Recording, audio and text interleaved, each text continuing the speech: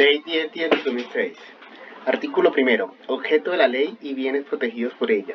La presente ley tiene por objeto definir, prevenir, corregir y sancionar las diversas formas de agresión, maltrato, vejámenes, tratos desconsiderados y ofensivos, y en general todo ultraje a la dignidad humana que se ejerce sobre quien realice sus actividades económicas en el contexto de una relación laboral privada o pública. Son bienes jurídicos protegidos por la presente ley: el trabajo en condiciones dignas y justas, la libertad, la intimidad, la honra y la salud mental de los trabajadores empleados, la armonía entre quienes comparten un mismo ambiente laboral y en buen ambiente la empresa. Parágrafo. La presente ley no aplicará en el ámbito de las relaciones civiles o comerciales derivadas de contratos de prestación de servicios, en los cuales no se presenta una relación de jerarquía o subordinación. Tampoco se aplica la contratación en la contratación administrativa. Artículo 2. Definición y modalidades de acoso laboral. Para el efecto de la presente ley se entenderá por acoso laboral toda conducta persistente y demostrable ejercida sobre un empleado, trabajador por parte de un empleador, un jefe o un superior jerárquico inmediato o mediato, un compañero de trabajo o un subalterno encaminado a infundir miedo, intimidación, terror y angustias, a causar perjuicio laboral, generar desmotivación en el trabajo o inducir la renuncia del mismo. En el contexto del inciso primero de ese artículo, el acoso laboral puede darse, entre otras, bajo las siguientes modalidades generales. 1. Maltrato laboral. Este consiste en todo acto de violencia contra la integridad física o moral, la libertad física o sexual y los bienes de quienes se desempeñen como empleados o trabajador. Toda expresión verbal injuriosa o ultrajante que lesione la integridad moral o los derechos de la intimidad y el buen nombre de quienes participen en una relación de trabajo de tipo moral, laboral o de todo comportamiento tendiente a menoscabar la autoestima y la dignidad de quien participa en una relación de trabajo laboral. Persecución laboral. Esto implica toda conducta cuyas características de reiteración o evidente arbitrariedad permiten inferir el propósito de inducir la renuncia del empleado o trabajador mediante la descalificación, la carga excesiva de trabajo y cambios permanentes de horario que puedan producir desmotivación laboral. Sigue la discriminación laboral, que significa todo trato diferenciado por razones de raza, género, origen familiar o nacional, credo religioso, preferencia política o situación social, o que carezca de toda razonabilidad desde el punto de vista laboral. Entorpecimiento laboral. Toda acción tendiente a obstaculizar el cumplimiento de la labor o hacerla más gravosa o retardarla con perjuicios para el trabajador o empleado constituyen acciones de entorpecimiento laboral, entre otras la privación, ocultación o inutilización de los insumos, documentos o instrumentos para la labor, la destrucción o pérdida de información, el ocultamiento de correspondencia o mensajes electrónicos. Inequidad laboral. Es la asignación de funciones en menosprecio del trabajador. Y explotación laboral. Toda conducta tendiente a poner en riesgo la integridad y la seguridad del trabajador mediante órdenes o asignación de funciones sin el cumplimiento de los requisitos mínimos de protección o seguridad para el trabajador. Artículo 3. Conductas atenuantes. Son conductas atenuantes del acoso laboral. A. Haber observado una muy buena conducta anterior. B. Obrar en estado de emoción o pasión excusable o temor intenso o un estado de ira e intenso dolor. C. Procurar voluntariamente, después de realizar la conducta, disminuir o anular sus consecuencias. D. Reparar discrecionalmente el daño ocasionado, aunque no sea en forma total. Y E. Las condiciones de inferioridad psíquica determinadas por la edad o circunstancias orgánicas que hayan influido en la relación de la conducta. F. Los vínculos familiares afectivos. G. Cuando exista manifiesta o velada provocación o desafía por parte del superior, compañero o subalterno. H. Cualquier circunstancia de análoga significación a las anteriores. Parágrafo. El estado de emoción o pasión excusable no se tendrá en cuenta en caso de violencia contra la libertad sexual. Artículo 4. Agravantes. Reiteración de la conducta. A. B. Cuando exista concurrencia de causales. C. Realiza la conducta por motivos abyectos, fútil o mediante precio, recompensa o promesa remuneratoria. D. Mediante ocultamiento o aprovechamiento las condiciones de tiempo, modo y lugar que dificulten la defensa del ofendido o la identificación del autor partícipe. E. Aumento deliberado e inhumano del daño psíquico y biológico causado al sujeto pasivo. F. La posición predominante que el autor ocupa en la sociedad por su cargo, rango económico, ilustración, poder, oficio, dignidad. G. Ocultar la conducta valiéndose de un tercero o un inimputable. H. Cuando la conducta desplegada por el sujeto activo se causa un daño a la salud física o psíquica del sujeto pasivo. Graduación, artículo 5. Lo dispuesto en los dos artículos anteriores se aplicarán sin perjuicio en lo dispuesto en el Código Disciplinario Único para la graduación de las faltas. Artículo 6. Sujetos y ámbitos de aplicación de la ley. Pueden ser sujetos activos o autores de acoso laboral. Las personas natural que desempeñen como gerente, jefe, director, supervisor o cualquier otra posición de la dirección y mando de una empresa u organización en la cual haya relaciones laborales regidas por el Código Sustantivo del Trabajo. La persona natural que se desempeñe como superior jerárquico o tenga la calidad de jefe de una dependencia estatal. La persona natural que se desempeñe como trabajador o empleado son sujetos pasivos o víctimas de acoso laboral.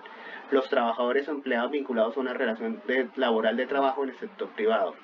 Los sectores públicos, tanto empleados públicos como trabajadores oficiales y servidores con régimen especial que se desempeñan en una dependencia pública. Los jefes inmediatos cuando el acoso provenga de sus subalternos son sujetos partícipes del acoso laboral. La persona natural que como empleado promueva, induzca o favorezca el acoso laboral. La persona natural que omita cumplir los requerimientos o amonestaciones que se profieran por los inspectores de trabajo en los términos de la presente ley. Parágrafo. Las situaciones de acoso laboral que se corrigen y sancionan en la presente ley son solo aquellas que ocurren en un ámbito de relación de dependencia o subordinación de carácter laboral. Artículo 7. Conductas que constituyan acoso laboral. Se presumirá que hay acoso laboral si se acredita la concurrencia repetida y pública en cualquiera de las siguientes conductas. A. Los actos de agresión física independientemente de sus consecuencias. Un ejemplo, un golpe, una puntapié a un compañero de trabajo, al jefe o al subordinado, ya es una conducta que constituye acoso laboral y se presume. B. Las expresiones injuriosas o ultrajantes sobre las personas con utilización de palabras soeces o la alusión de raza al género o el origen familiar o nacional, la preferencia política o el estatuto social. Ese término de expresiones implica insultos, cuestiones ya verbales. C. Los comentarios hostiles y humillantes de descalificación profesional empezados en presencia de los compañeros de trabajo. Aquí hay dos cosas. Primero, unos comentarios que denigren la dignidad de la persona y que sean realizados en presencia de los demás participantes de la organización. Entonces, el ejemplo más común, estamos en la oficina y una persona le dice a la otra, o el secretario le dice a sus subalternos, su trabajo es una mugre. O el subalterno desconoce también y le dice al secretario que me parece que el trabajo que él hace es ineficiente y es bastante cuestionado y bastante mediocre. Ese tipo de condiciones se podría configurar como el tema C, que son los comentarios hostiles. D. La injustificada amenaza de despido expresada en presencia de los compañeros de trabajo. La típica amenaza del jefe que dice te voy a despedir por lo inútil, El hecho de que ya amenace con un despido en frente a los demás se entiende como un acoso. Las múltiples denuncias disciplinarias de cualquiera de los sujetos activos del acoso cuya temeridad quede demostrada por los resultados de los respectivos procesos disciplinarios. Eso es una renuencia del tema de varias quejas disciplinarias. Ya hay también una presunción en ese aspecto. F. La descalificación humillante y en presencia de los compañeros de trabajo de las propuestas u opiniones de trabajo. El ejemplo es el juez que no tiene en cuenta la opinión de uno de sus subalternos y realiza esas descalificaciones de manera denigrante. Entonces, de las propuestas, por ejemplo, está proponiendo que cambie la letra de los formatos de autos. Y después, de una manera airada, dice en una respuesta bastante grosera y humillante. Sigamos.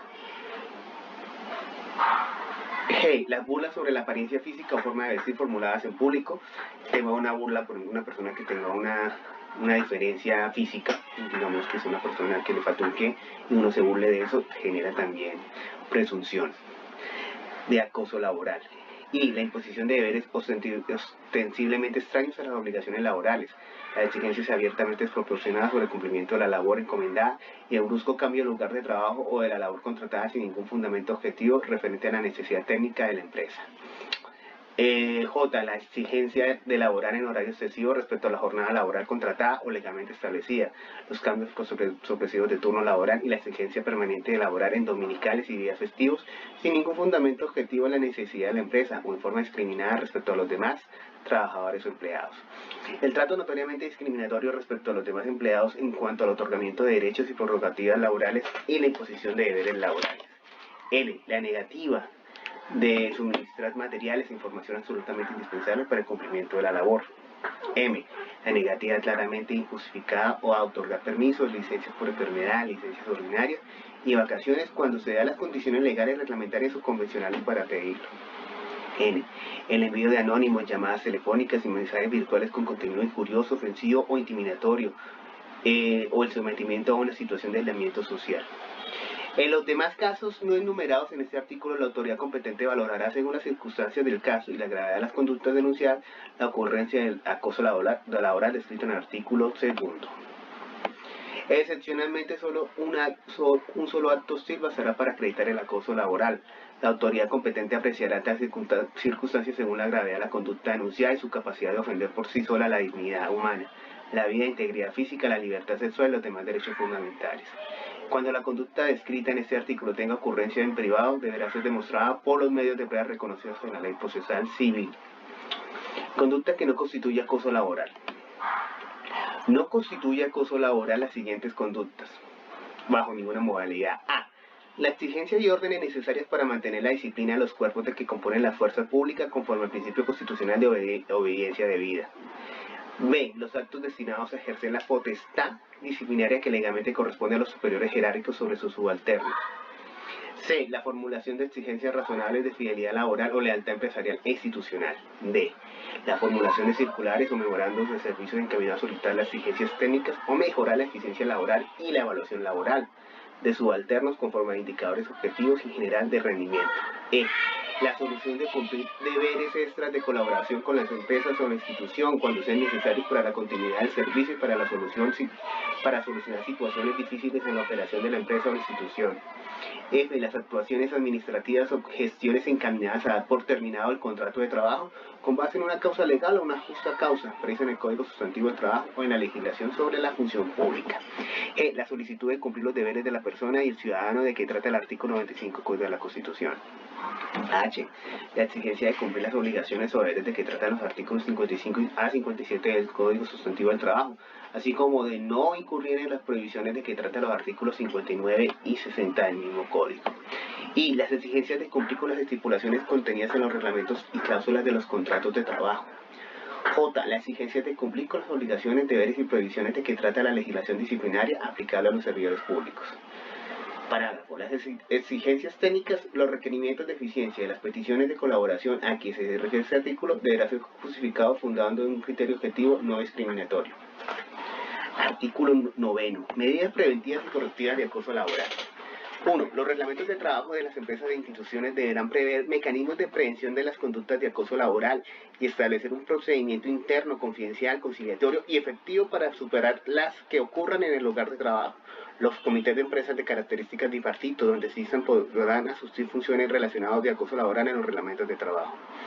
La víctima de acoso laboral podrá poner en conocimiento del inspector de trabajo con incompetencia en el lugar de los hechos, de los inspectores municipales de policía, de los personeros municipales o de la Defensoría del Pueblo, a prevención en la ocurrencia de una situación continuada y ostensible de acoso laboral. Las denuncias deberán dirigirse por escrito en que se detallen los hechos denunciados y al que se anexa prueba sumaria de los mismos. La autoridad que reciba la denuncia en tales términos combinará preventivamente al empleador para que pongan en marcha los procedimientos confidenciales referidos en el numeral primero de ese artículo y programe actividades pedagógicas o terapias grupales de mejoramiento de las relaciones entre quienes comparten la relación laboral dentro de la empresa o para adoptar esa medida se escuchará a las partes denunciadas. Quien se considere víctima de una conducta de acoso laboral bajo alguna de las modalidades descritas en el artículo 2 de la presente ley podrá solicitar la intervención de una institución de conciliación autorizada legalmente a fin de que amigablemente se supere la situación de acoso laboral. Parágrafo 1. Los empleadores deberán adoptar el reglamento de trabajo a los requerimientos de la presente ley dentro de los 4 meses siguientes a su promulgación y su cumplimiento será sancionado administrativamente por el Código Sustantivo del Trabajo. El empleador deberá cumplir un escenario para escuchar las opiniones de los trabajadores en la adaptación de que trata este parágrafo, sin que tales opiniones sean obligatorias y sin que se elimine el poder de subordinación laboral. Parágrafo 2. La omisión de la adopción de las medidas preventivas y correctivas de la situación de acoso laboral por parte del empleador o jefes superiores de la administración se entenderá como tolerancia a la misma.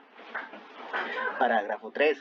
La denuncia que se refiere al numeral 2 de ese artículo podrá acompañar de la solicitud de traslado a otra dependencia de la misma empresa si existiera una opción clara en ese sentido y será sugerida por la autoridad competente como medida correctiva cuando ello fuere posible. Artículo 10. Tratamiento sancionatorio del acoso laboral. El acoso laboral, cuando estuviere debidamente acreditado, se sancionará así. Como falta disciplinaria gravísima en el Código Disciplinario Único cuando el autor sea un servidor público. Como terminación del contrato de trabajo sin justa causa cuando haya dado lugar a la renuncia o el abandono del trabajo por parte del trabajador regido por el Código Sustantivo del Trabajo. En tal caso, procede la indemnización en los términos del artículo 64 del Código Sustantivo del Trabajo. Con sanción de multa entre 2 y 10 salarios mínimos legales mensuales para la persona que lo realice y para el empleador que lo tolere. La obligación de pagar a las empresas prestadoras de salud y a las aseguradoras de riesgo profesionales el 50% del costo del tratamiento de enfermedades profesionales, alteraciones de salud y demás secuelas originadas en el acoso laboral. Esta obligación corre por cuenta del empleador que haya ocasionado el acoso laboral o que lo haya tolerado, sin perjuicio de la atención oportuna y debida al trabajador afectado, antes de que la autoridad competente dictamine si su enfermedad ha sido como consecuencia del acoso laboral, y sin perjuicio de las demás acciones consagradas en la norma de seguridad social para las entidades administradoras frente a los empleados. Con la presunción de la justa causa de terminación de contrato de trabajo por parte del trabajador particular y exoneración de pago de preaviso en caso de renuncia o retiro del trabajo. Como justa causa de terminación o no renovación del contrato de trabajo según la gravedad de los hechos cuando el acoso laboral sea ejercido por un compañero de trabajo o subalterno. Parágrafo primero. Los dineros provenientes de las multas impuestas por acoso laboral se destinarán a presupuesto de la entidad pública cuya autoridad le imponga y podrá ser cobrada mediante la jurisdicción coactiva con los debida actualización del valor. Parágrafo segundo. Durante la investigación disciplinaria o el juzgamiento por conducta constitutiva de acoso laboral, el funcionario que le esté adelantando podrá obtener motivadamente la suspensión provisional del servidor público en los términos del artículo 57 de la Ley 734 de 2002, siempre y cuando existan indicios serios de actividades retaliatorias en contra de la posible víctima. Garantías contra las actitudes retaliadoras. A fin de evitar todo acto de represalia contra quienes han formulado peticiones, quejas y denuncias de acoso laboral o sirvan de testigos en tales procedimientos, se establezcan las siguientes garantías: la terminación unilateral del contrato de trabajo, la destitución de la víctima del acoso laboral que haya ejercido los procedimientos preventivos, correctivos y sancionatorios consagrados en la presente ley. Carecerán de todo efecto cuando se profieran dentro de los 6 meses siguientes a la petición o queja y siempre y cuando la autoridad administrativa, judicial o de control competente verifique la concurrencia de los hechos puestos en conocimiento. 2. La formulación de denuncias de acoso laboral en una dependencia estatal podrá provocar el ejercicio del poder preferente a favor del Ministerio Público. En tal caso, la competencia disciplinaria contra el denunciante solo podrá ser ejercida por dicho órgano en control mientras sea decidida la acción laboral en la que se discuta tal situación. Esta garantía no operará cuando el denunciado sea un funcionario de la rama judicial. Las demás que le otorgue la Constitución, la ley, las convenciones colectivas de trabajo y los pactos colectivos. Las anteriores garantías cobijarán también a quienes hayan servido como testigos de los procedimientos disciplinarios y administrativos de que trata la presente ley.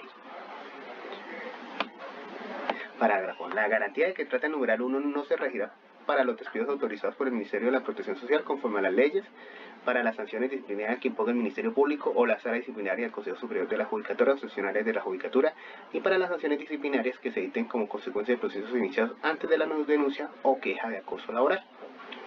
Correspondencia. Corresponde a los jueces de trabajo con jurisdicción en lugar de los hechos adoptar las medidas sancionatorias que prevé el artículo 10 de la presente ley, cuando las víctimas de acoso sean trabajadores o empleados particulares. Cuando la víctima de acoso laboral sea un servidor público, la competencia para conocer la falta disciplinaria corresponde al Ministerio Público o la Sala Jurisdiccional Disciplinaria de los Consejos Superiores y Seccionales de la Judicatura, conforme a las competencias señaladas que ahí se señalan en la ley. Procedimiento sancionatorio.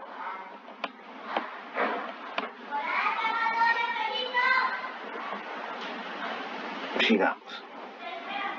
Para la imposición de las sanciones de que trata la presente ley, se seguirá el siguiente procedimiento. Cuando la competencia para la sanción corresponde al Ministerio Público, se aplicará el procedimiento previsto en el Código Disciplinario Único. Cuando la sanción fuere de competencia de los jueces de trabajo, se citará la audiencia, la cual tendrá lugar dentro de los 30 días siguientes a la presentación de la solicitud o queja. De la iniciación del procedimiento se notificará personalmente al acusado del acoso laboral y el empleador que lo haya tolerado dentro de los 5 días siguientes al recibo de la solicitud o queja. Las pruebas se practicarán antes de la audiencia o dentro de ella. La decisión se proferirá al finalizar la audiencia, en la cual se lo podrán asistir las partes y los testigos o peritos. Contra la sentencia que ponga fin a esta actuación procederá recurso de apelación, que se decidirá en los 30 días siguientes a su interposición. En todo lo no previsto en este artículo se aplicará el Código Procesal del Trabajo. Temeridad de la queja del acoso laboral. Cuando, a juicio del Ministerio Público o del juez laboral competente, la queja de acoso carezca de todo fundamento fáctico razonable, se impondrá aquí en la forma una sanción de multa entre medio y 3 salarios mínimos legales mensuales, los cuales se descontarán sucesivamente de la remuneración que el quejoso devengue durante los 6 meses siguientes a su imposición. Igual sanción se impondrá quien formule más de una denuncia o queja de acoso laboral con base en los mismos hechos. Los dineros recaudados por tales multas se destinarán a la entidad pública que pertenece a la autoridad que la impuso. Artículo 15. Llamamiento en garantía. En los procesos relativos a la nulidad y restablecimiento del derecho, en los cuales se discuta vicios de legalidad, de falsa motivación o desviación de poder basados en hechos que pudieran ser constitutivos de acoso laboral, la parte demandada podrá, en términos de fijación en vista, llamar en garantía al autor de la conducta de acoso. Suspensión de la evaluación y calificación del desempeño laboral. Previo dictamen de la entidad promotora de salud a la cual está fijado el sujeto pasivo del acoso laboral, se suspenderá la evaluación de desempeño por el término que determine el dictamen médico.